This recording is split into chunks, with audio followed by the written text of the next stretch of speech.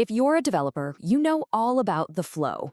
You know, that magical zone where you're so focused that the code just, well, it just flows. But what shatters that focus? Switching contexts, jumping from your editor to a browser to look something up? Well, today we're looking at a tool designed to kill that context switch, bringing an AI coding partner directly inside one of the most focused editors ever made, Vim. So here's our game plan. We're going to do this tutorial style. First, we'll cover the big idea. Then, we'll build a real project from a single sentence. After that, we'll see how to refine it just by talking to the AI, turn all that text into actual files. And finally, we'll check out some of the real power user features. Okay, first things first. Why on earth would you want a large language model inside a command line editor like Vim? Honestly, it all comes down to one thing: protecting that precious state of flow. So, what is VimLM? Think of it as an AI assistant that lives and breathes inside Vim. It's built entirely around keyboard shortcuts and a super minimal interface, letting you generate, change, and document your code without ever taking your hands off the keyboard.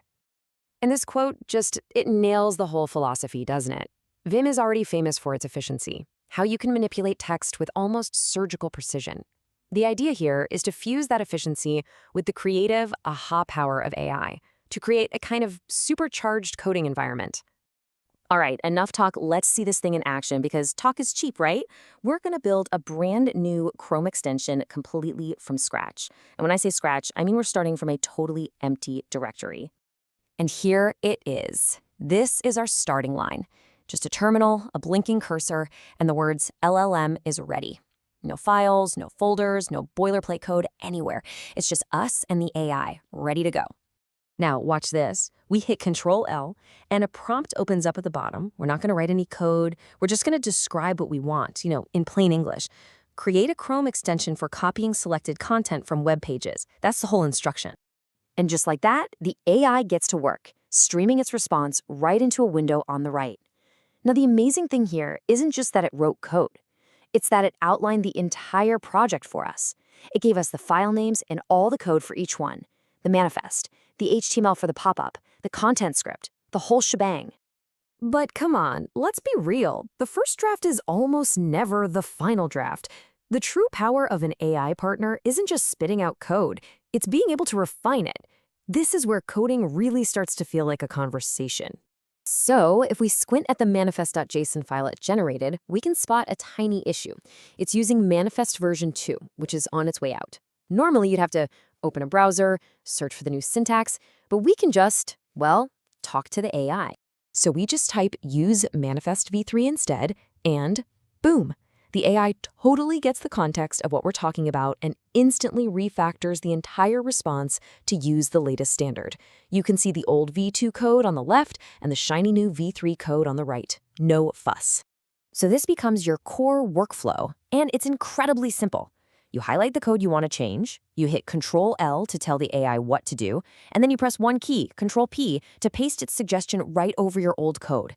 It's this beautiful, seamless loop of iteration. And this just changes the whole refactoring game. Instead of breaking your flow to look something up in a browser, you just describe what you want. You stay right here in your editor and let the AI worry about the syntax. Okay, this is awesome. We have all the code we need. But right now, it's just text sitting in that AI response window. The next step is to turn that text into an actual project with real files on our computer. And we do that with something called an inline directive. We just type exclaim deploy right into the prompt. It's like a special command that tells VimLM, hey, you see all those code blocks you gave me? Go ahead and save each one to a file with the name you already listed. And the result? It's instant. A new directory just pops into existence, and inside, there they are. All the files for our Chrome extension perfectly organized and ready to be loaded. We've gone from a simple idea to a full file structure in just a few seconds. Let's pause and think about that for a second. We started with a completely blank screen.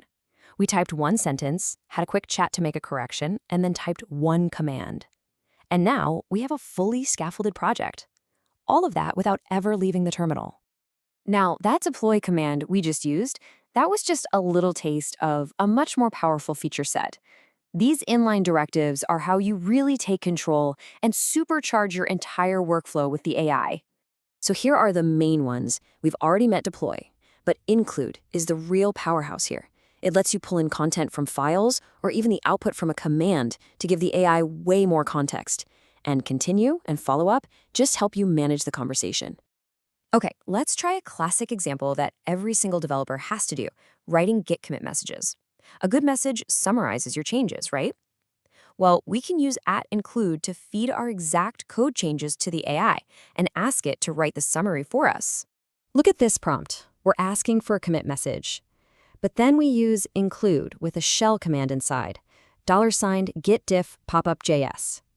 This literally runs the git diff command and pipes the output, the exact changes we made, right into our prompt. And the AI, now with perfect context, writes a beautiful, descriptive commit message. So what's the big takeaway here? Well, tools like VimLM are clearly evolving past being just a fancy autocomplete. They're becoming true collaborators. You can go from a high-level idea to a finished project, iterate on it with natural language, and even connect it with your other command line tools, all while staying deep in that state of focused work. And that really leaves us with one final big question. For decades, our editors have basically been passive tools, just waiting for us to type commands. But as they start to transform into active, intelligent partners, well, that changes the whole creative process. So the real question is, what will that unlock for you? What will you build next?